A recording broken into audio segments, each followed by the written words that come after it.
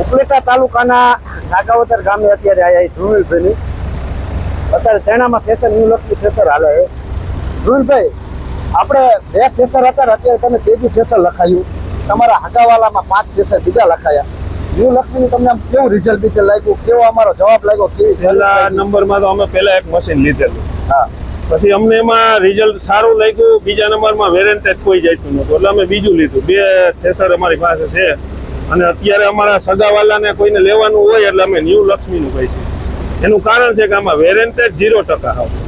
કોઈ જાતનો પ્રોબ્લેમ નથી આવ્યો, નહીં પતિયુંનો, નહીં ચેન લોક, કોઈ વસ્તુનો નહીં.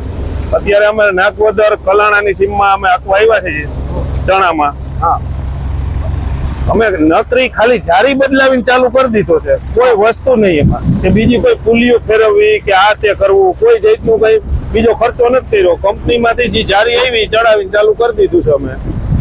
સીધો ચાલુ જ તમારી નજર સામું ચાલુ છે ચણામાં અને 1 નંબર રિઝલ્ટ છે એનું. એવું છે.